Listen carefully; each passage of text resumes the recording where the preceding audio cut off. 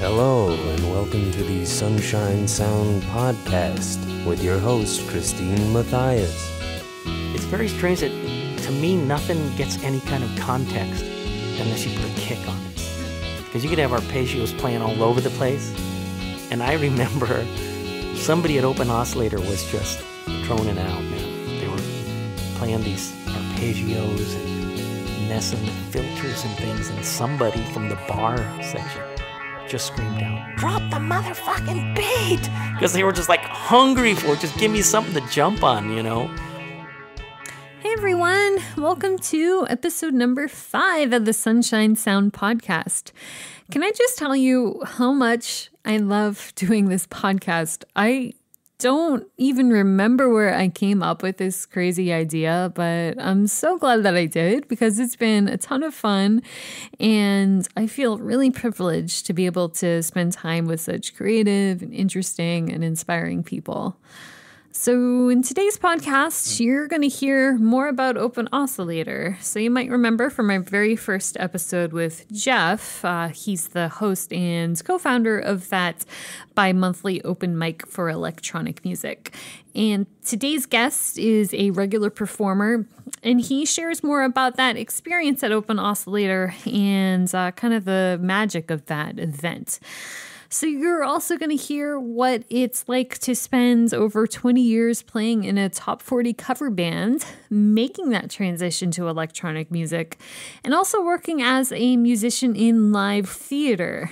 So I love that in every episode, I hear a completely different perspective on what it means to be a musician.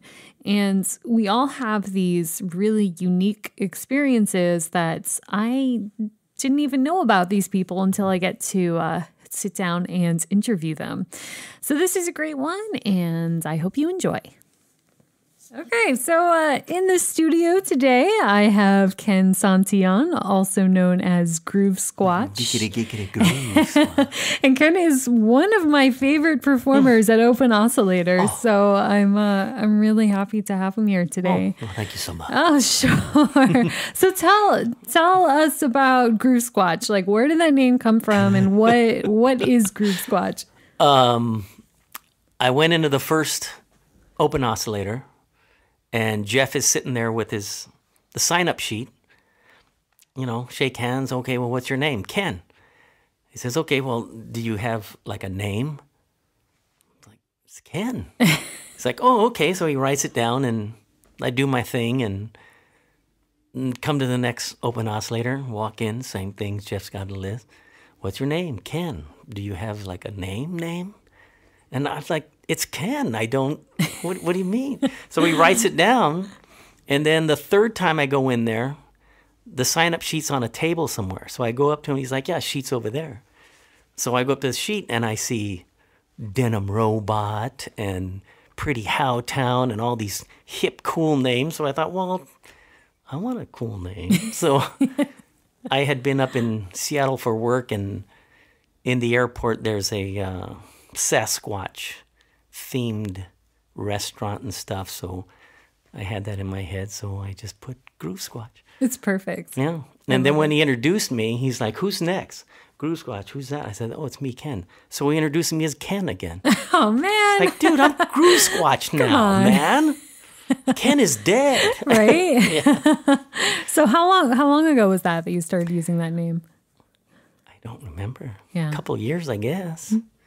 And then my wife is a graphic artist. My son has a 3D printer at the house, and my other son goes to this place called Maker Place. Oh, yeah, nice. So she created that.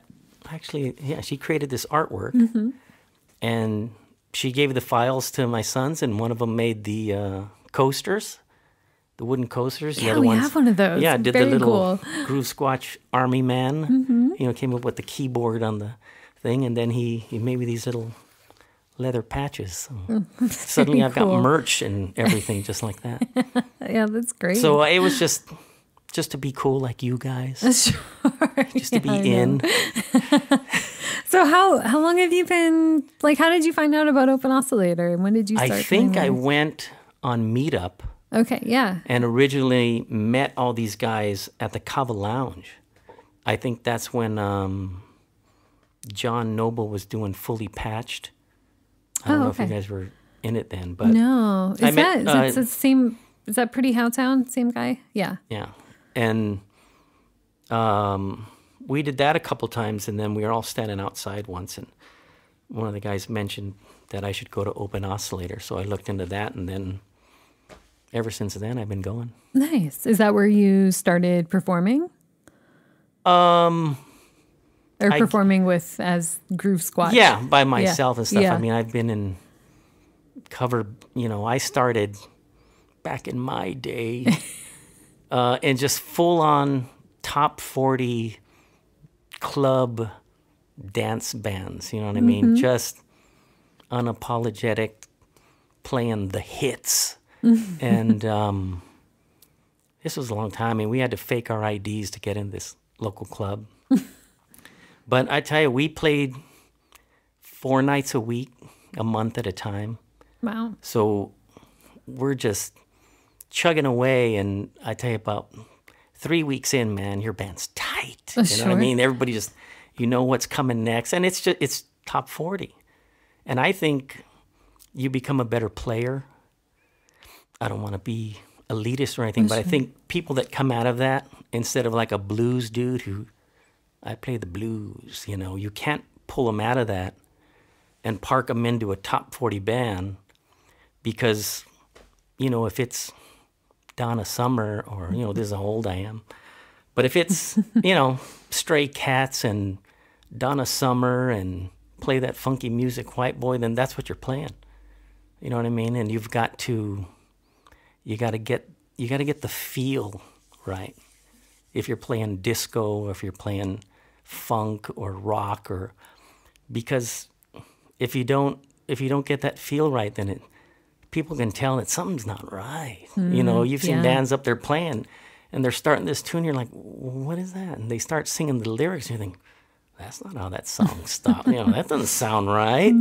So I think coming out of that, you get this education of trying to play funky funk and disco-y disco. I mean, you've got to just play it right. Yeah, I think that the cover bands, in a way, don't get enough credit because when you're playing original music, if you mess it up, no one knows. But, yeah. But people come to that knowing what the song is supposed to sound like and looking for a certain feel. Right. And obviously, somebody's going to request the one song you don't do or don't know yet.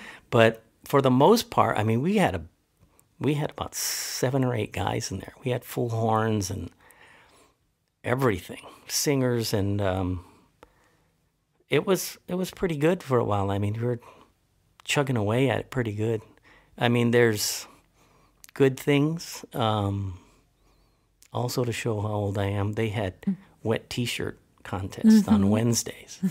So, and these ladies were eager, and I think some were like pros. I think they went around like karaoke people do now. They went to hit the wet T-shirt contest. So wet T-shirt thing, that was like a thing that happened? It was a couple thing. And of course, being the band, it ate up part of our set, which was good. But we got to be the judges. You see. Yeah. And I think, they were winning probably $100 or something. So, in 1927, that's a lot of money. So, there would be, these girls would give incentive to vote for them, you see. Sure. So we did our thing. And then, of course, on Friday and Saturday is when the band Girlfriends would come. And of course, this club wanting to promote, we take a break, and all the TVs are showing video of the wet T-shirt contest on Wednesday, and us judges, receiving the incentives. And, that, what, honey? I said, we had to do it. But, just stuff. It's the rock star lifestyle, right? Well, we played this one place. And it was, I guess, like they call it a diamond dance or something. It was it was this Japanese club where men of a certain age would come and basically pay to dance with girls. But see, we were more dance and rock oriented. So the owners would get mad because, you must play romantic music so that these guys can hold the girl tight and close and, just sway. And we're here trying to, and the girls loved it because they got to jump around and dance and not have somebody's hands all over them and stuff. But this was all in San Diego? no, this was actually L.A. Oh, okay. Yeah. And we had this guitar player that was a monster. He was probably 10 years older than us, and he came from China, and he was really ahead of us musically. And man, that guy just schooled us because we're playing these top 40 tunes. Yeah. We'd play it, and he'd have it by the first verse because he was so, it's 2-5-1 in G. Oh, yeah. And we're like, well, what is that you're saying? What? And he could call out the bridge before it showed up. It's either going to be B flat or, F sharp. He just, theory-wise, he knew everything. Was teaching us how to count, coming in on the ends and all these things. And he soloed like a monster. And actually, a lot of the solos I do are basically copying him. Wow. I don't know where he is now, but Yeah. he was pretty hot dude. He was good to have around because we were just burning through songs the way he knew them. So that was cool. Wow. So how long did you do that for? I don't know, 20 years or something. Really? 20 years? Wow. I mean, Was it your full-time gig? So how are you were managing playing that many nights a week and also with the day job? oh man. That sounds rough. I tried it once. I tried playing at the club, and I started work at 5 a.m. So I thought, well, I'll just go right to work from here and go in early. I say about 8 o'clock in the morning, I had to excuse myself and go home and sleep. Yeah. But we did this one gig because you're playing in the club and people see you and then, we want you for our wedding. So I don't know who, but somebody booked this wedding. We were in a town called Whittier, and this was in Long Beach. And it was a Saturday afternoon, so we could do both. So that meant Friday night, you pack up everything. And I'm playing a Hammond, which is, wood, big, beefy thing. And I needed at least 3 other guys to help me get it on and off stage. Oh, man. So You didn't have a more portable instrument? You had to play the back Hammond? in my day, yeah. And so we tore down Friday night, packed it all up. The next morning we all get up. We meet somewhere, drive out to Long Beach, set it all up, play our gig, tear it all down, put it in the cars, drive to the club, set it all up. And we realize it's the last Saturday of the gig, so after that we have to tear it all down again. Oh, man. So I slept real good the next day. But it was a cool time. Yeah. So you said was it a regular place that you were playing then? Yeah, it was Okay. a local place, and they'd You had book us a month at time. residency? Yeah, Oh, nice. pretty fun. I mean, it's nice to have your stuff set up already. Yeah. You play the gig and you walk out and you go home. The next day you just walk in, turn it all on, and That does sound nice. Yeah, so that did is- you have practice then or no? we were at the point where we would just decide what we're going to do and kind of learn it at sound check time. Wow. And then decide, okay, we're going to do it tonight. Let's just go for it. Yeah. Usually on the Wednesday because it was a light crowd, and if we screwed it up, what are you going to do?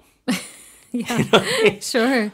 So And then by Saturday you'd be really tight, yeah, right? yeah, you just start churning it into and we were very scientific on our sets here because you had to do maybe 8-10 songs a set. And how many sets? 4 sets. Damn. Yeah. So, you start getting punchy at it, because, and we'd have 3 tunes in your pocket all the time. 3 tunes went together every time. Okay. Because you want to keep people dancing. Right. So you knew that, 1, 2, 3, these songs in a row. And, you know, after a few weeks, you're just feeling it. You know what comes next. And the drummer hits the sticks and you just jump in. Wow. But we would create our sets so that we'd start off with something, you know, a hit that was upbeat. And then we'd have them numbered. And we'd, you know, start with the 5s and make our way so that when we were at the end of the set, we were on a 10, something that we knew we did well, something we could play good. It was up-tempo, it was popular, and then you take your break. Sure. You know what I mean? You come back next set and then you can just start bouncing sets around. You know, start with a 3rd set this night, 2nd set the other time. So that way it didn't, you know, keep you... Yeah, making a set is a skill in itself, I think. Yeah, to keep that energy going. Yeah.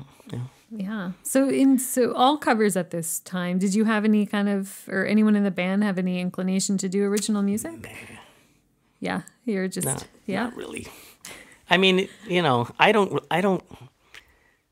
mean, we play original music, but you know, I've played music for people who were going to write their hit, you know, and you know, it's more, you know, I'll facilitate that, but I've played in other settings where, you know, half the set is originals, and almost every time you got to start with, hey, here's a song I wrote, and it's about, you know, and you got to tell people what it's about. Yeah. And then they go, oh, that's great. I'm going to go get a beer now. You know, and they play their thing, and, you know, people clap. But, you know, I just don't.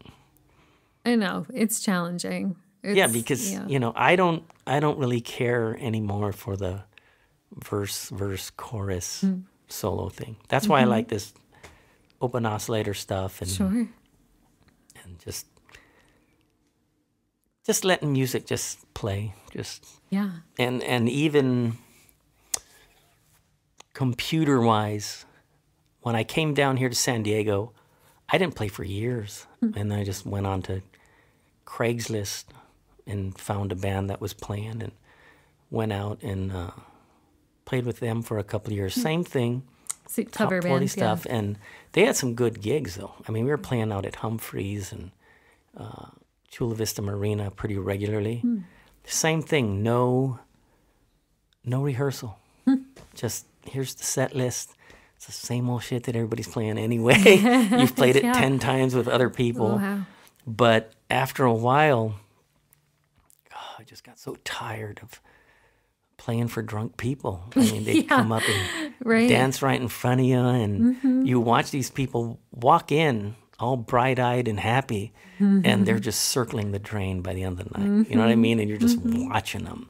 Yeah. And I'm like even closer than I am to you now. People were... That's why I don't know if you've seen, if I've brought that wooden setup I have sometimes. Yeah. And I built that so that people wouldn't bump into me. You know, you have this boom mic, and you're getting hit in the face with it. I mean, I'm happy people are dancing, but I would play, you know, on this, like this keyboard here, but you have no barrier. Yeah. And people were like, ladies are handing me their beer so that they can dance, or putting their purse on my keyboard and stuff. I was like, geez, people. But, you know, I just... So then at that point is when I tried to use a laptop. So I'd take a controller. With the top 40 bands? Yeah. Yeah. The controller, because it was much lighter, and the laptop, and it was just a nightmare for me. Because I forgot the charger once. I had to call my wife, you know, we're going to be done in a little bit. Can you grab my charger and bring it down to Chula Vista? Or the mouse pad got stuck with God knows what. Oh, man. And it wouldn't really cut through a live drummer or live guitar player and stuff. It just didn't, to me, it didn't have the presence to it. You can get every sound you wanted, but... So I just went and bought a cheapy little JV something or other, and, you know, just plug that in, and away you go. Yeah. Yeah. Yeah. And I think you don't, like we were talking about, staying all night watching these people get more and more drunk. Yeah. You don't like think about how you have to stay the whole night, even when the crowd gets out of control. And one of the wives of the band members there was a clock behind us, and she would count down the minutes until the set was over and we were done. Why did she stay? I don't know. But she helped carry stuff, so right on to her, man. I'm glad she was there. Mm-hmm. But yeah, it just gets to be a chore. Sure. And you're making maybe $80, $100. Yeah. And you think, what am I doing here? I can't play, Cool in the Gang for 30 more years. Yeah. So that's when I just said, forget it. I'm not going to do that anymore. Sure. Man, it's just a shame that even playing that kind of music that's so wanted by, people going out to bars, you can't even make a living doing that. Yeah. You'd have to run around and we had some guys that came through the band that said, hey, man, it's this band. I've got other bands that I go, they're playing drums 5 nights a week.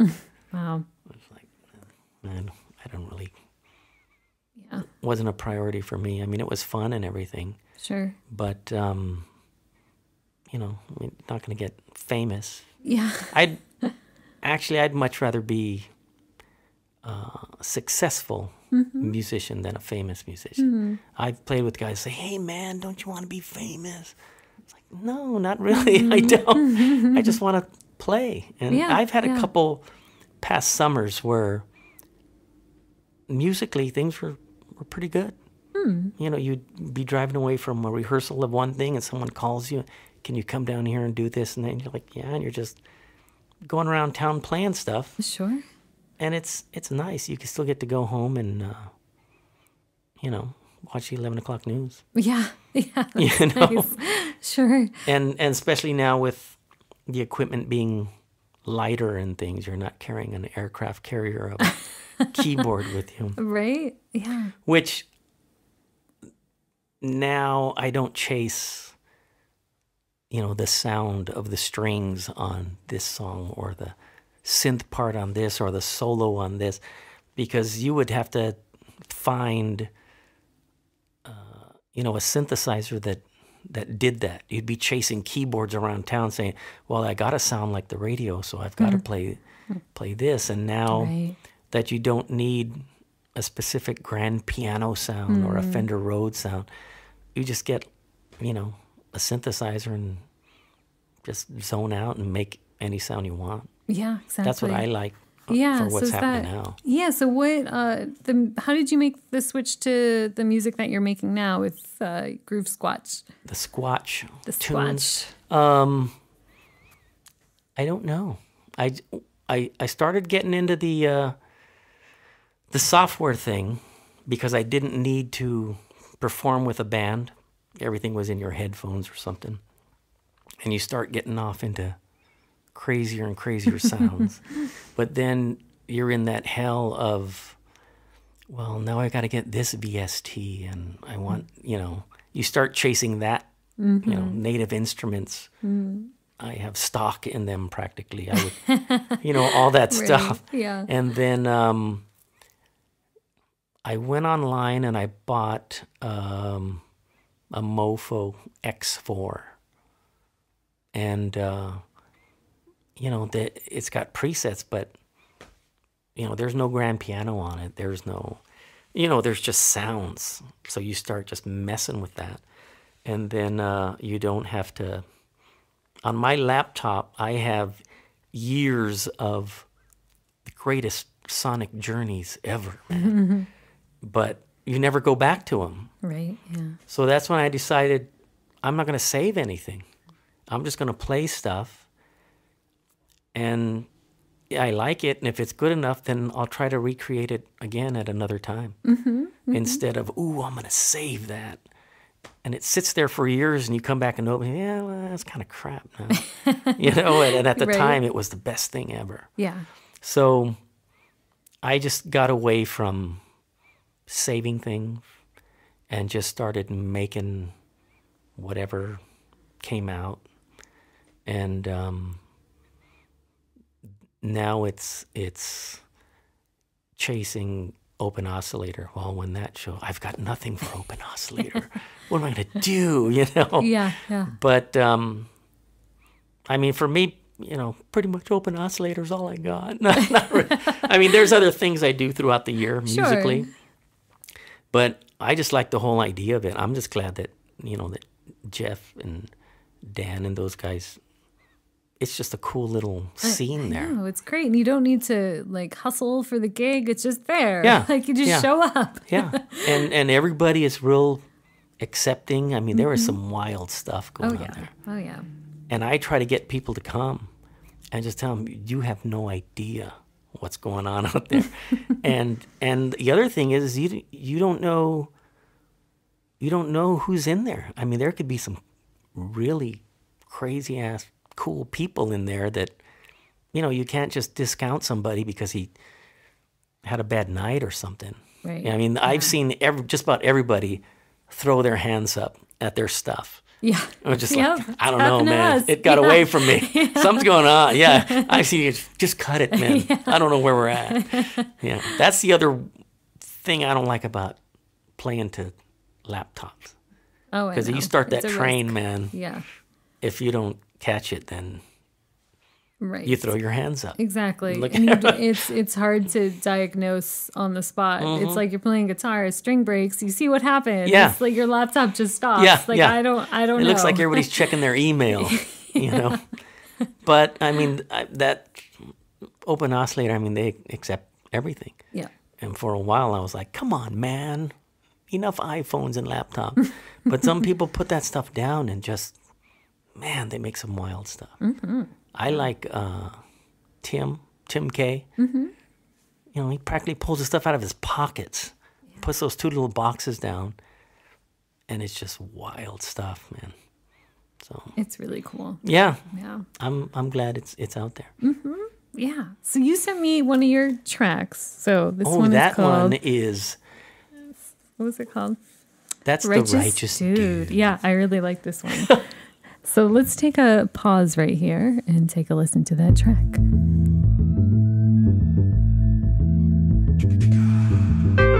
Keep calling me. Never had one left.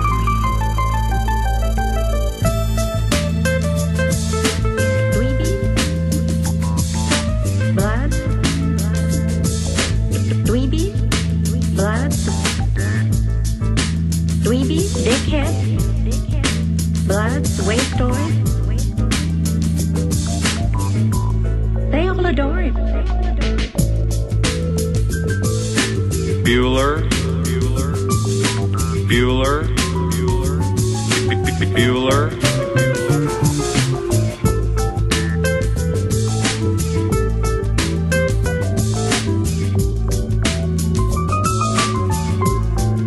Keep calling me. Keep calling me. They all adore him. They think he's a righteous dude.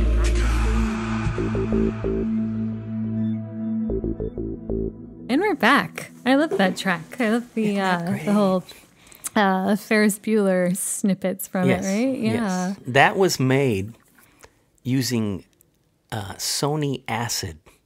Did you ever hear of that one? No. One of those many software DAWs or something. And that's when I started getting into the software stuff and messing around with snippets of samples and things. And then, where did you get those samples? I think I got them on a soundboard, a website that has soundboards of different snippets and stuff. Oh, cool. And I think I used a Korg Triton LE. Remember that funky little keyboard? Yeah. I always had whatever the prime synthesizer was. I always had the next one down. I never had the flagship stuff. Right. But then after that, I think with that keyboard came an Ableton LE disc, and it sat for a year. So finally one day I thought, well, what is this? And I loaded it up, and as I wrapped my head around what you're doing in Ableton, I thought this is really cool. And that just kind of sent me off into making everything in the box, But I actually made a tune on that is Sade, that singer from the 90s. Oh, yeah. That sounds familiar. So I made this remix of it. And I put it on SoundCloud. And it's been up there for, I think, 8 years. And I got likes from it like last month. It's got SoundCloud is a trip sometimes. almost 9,000 listens. Wow. And I've maxed out the downloads from it. And people, you can see from around the world, people are sending me, Guido somebody likes your Sade remix. I'm like, really? And yeah, the last I checked was like late February or something. And I was just doing it just to figure out what you could do with Ableton. Yeah. But it's been up there forever. And I really don't even like it myself, but isn't that always how it is, though? I guess people put compilations together of like all these remixes of an artist they like or something. So it goes into these little, I guess, buckets for people.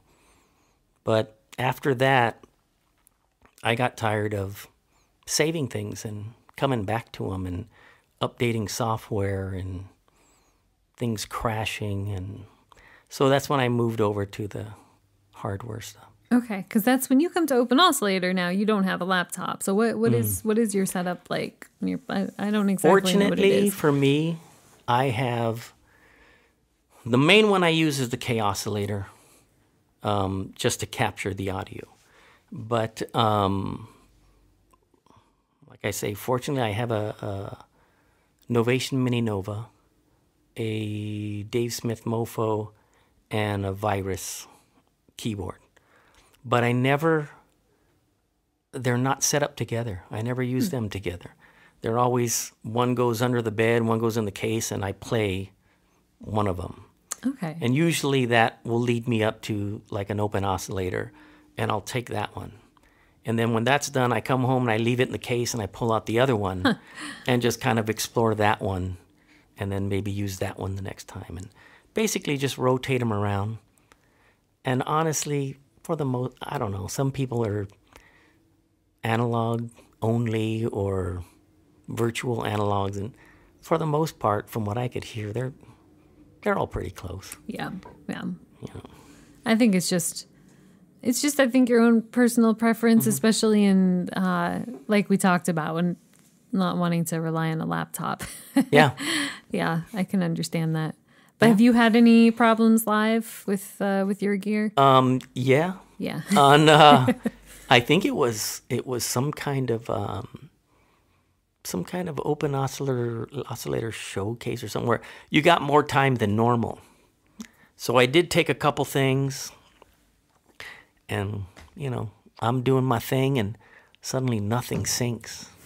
Nothing is syncing up, and I don't know what to do. I mean, the arpeggio's going, but when the drums come in, it's just upside down and backwards. So you just have to abandon something and, just let the drum track go and do what you can. And while I'm tearing down, I realized I didn't put any of my MIDI cables together.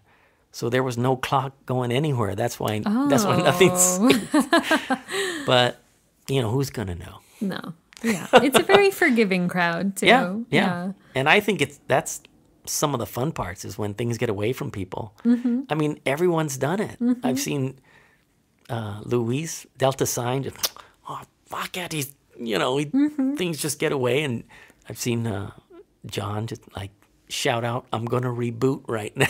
And everybody just kind of hangs tough while, things come back. And I don't see any shame in it. No. It's fun. Yeah. It's a space to explore, for sure. Yeah. And so when you play at Open Oscillator, a lot of that is improvised, right? It is to a certain point. I mean, I like Jeff's reference of making a pizza because I'll work on something at home. You just keep digging away, and then eventually some things come out, and then I just walk away from it. And like I said, I come back and I try to recreate it from scratch again. And then you walk away from it and say, okay, well, reproduce it again from scratch. And so you have this structure and maybe a key that you're going to be in and a tempo, and then set it up and jump in and try to do what you have been creating for a couple weeks. And sometimes it's slight changes right on the spot. And, I just leave myself, okay, right here I'm going to do a solo, for the most part. And there's other times where, you have no idea what the hell's going to go on. And that's, I've noticed that, and Bobcat mentioned where I start playing other songs in the middle of. Yeah. It's because maybe the chord progression's kind of the same, or the key's kind of the same, and you do a solo and you hear something and you think, oh, that's the solo to Come Sail Away, so you just start playing it or something. Yeah. So that's where it takes me, and I think it kind of, some people will recognize it, and it kind of pulls them in a little more because they think, oh, I wonder what he's going to play next. I was like, well, I don't know. We'll see. No, it's true, because you'll be having a conversation with someone, and you'll be like, did you just play Come Sail Away? Yeah. Yeah. What did I just hear? Yeah. Yeah, that's awesome. I think it's really cool how you've pulled in the your experience playing top 40. It's I guess they're stuck in there, and they come out. Yeah. Yeah, and so I also feel like being a keyboard player is helpful for writing electronic music. I mean, I see a lot of people have a keyboard in some fashion. Do you feel like that's helpful to come from that background? I don't know. I mean, like I said, going back to Tim K, man, he's just got these funky little boxes. And Pretty Howtown. That's true. I still don't know what he's doing. I think he's when I first heard him, I didn't know what was going on. And then he gave me a CD, and I took it home. Then I came back and saw him perform again. And so I stuck around, and it was like trees coming out of the fog or something. You realize, oh, wow, man. And it hits you. And I think I told him that I don't think his CD captures what he's doing. You've got to be there and watch it go on. And everybody in there has just some wild stuff going on. So that's what I like, is you don't know.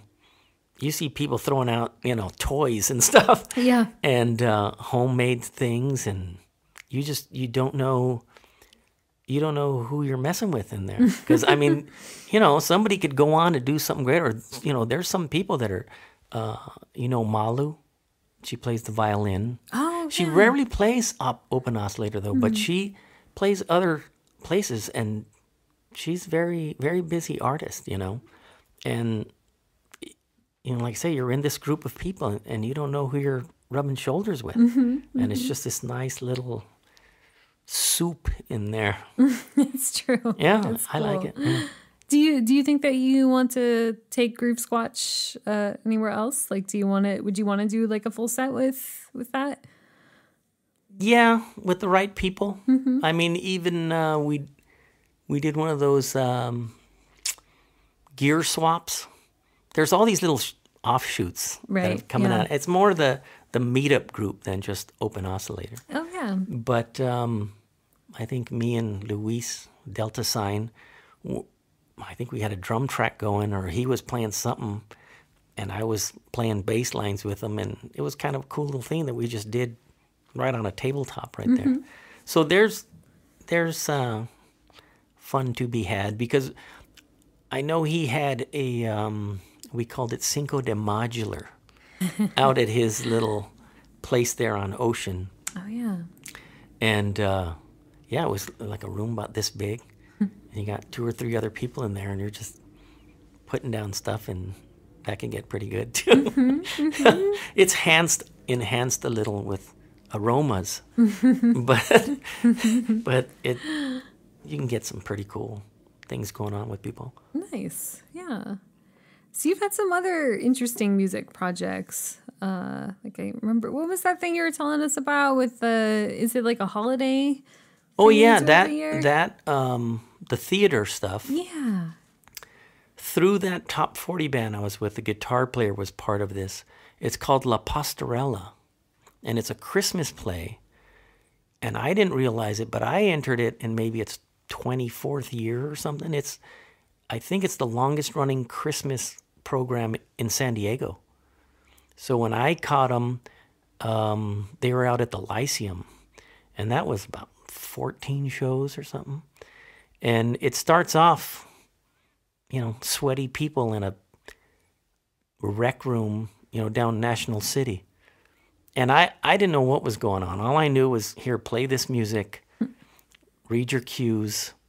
You know, and this guy was, you know, the music director was like, you need to be, you know, watching.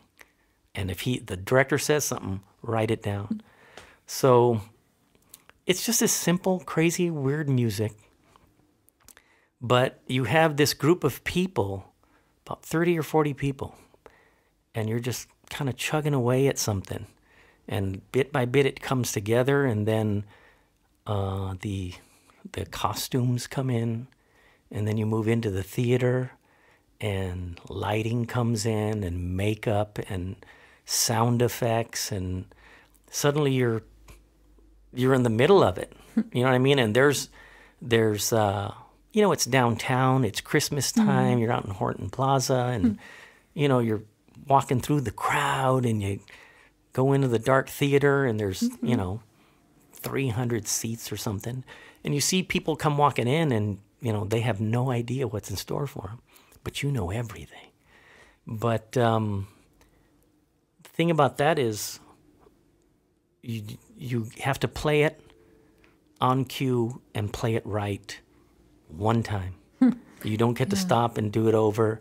And, you know, every night, sometimes a joke will just, everybody's dying laughing at it. The next night goes right over everybody's head. And you're like, oh, they're going to love this one. And you look, and it's just blank faces. And so it's just a crazy thing to be part of this big troop of people all doing something. And it's just, you know, 2 shows on the weekends, and then suddenly it's just gone. You know, and you're like, okay, well, that's over. You know, there's no more doing that. And then I do another summer one. The author who writes that also does one for Bonita Fest. I had never heard of Bonita Fest. Apparently it's going on 40 years. So I went down and did that. And it's regional theater stuff. It's a lot of kids and grown up, and it's kind of very aimed at the Bonita area. All the stories are about that, and it's just good, clean fun. But this guy writes the music, gives me the music. There's always 6 or 8 tunes, and it's music I've never heard before. Is it new music every year? Just about, yeah. Wow. And he always will have a blues tune in it. He'll have a 3/4 waltz tune. And basically, he just gives it to me and says, it slowly evolves. It starts with him chugging away on his guitar. And I literally put my phone out there and listen to him play it. Then I take it back, and we have to let the cast know. Some things I've learned over the years is to let them know it's not him playing guitar anymore. So it's going to have a different feel when I play it on the piano. Then a guitar player comes in, a drummer comes in, and then it's going to have a different feel. So they've always got to kind of morph, and then every tune will get its own personality. And for like weeks, I'm, got this earworm of these kooky little corn dog songs in my head. But again, you come out and lights, costumes, makeup, a crowd, and it's play it now. Right? You know what I mean? And, Yeah. and if you fall all over it, then you fall all over it. But these people they're semi-pro, I guess, or they're, a lot of amateur people, but they know enough to keep going. Nobody is professional enough, so they just don't stop and stare at you. So usually it's not my fault. For the most part, it's never my fault. Of course But so I like that because you're sitting there turning pages. I mean, it's not a gig for you. It's more work for you.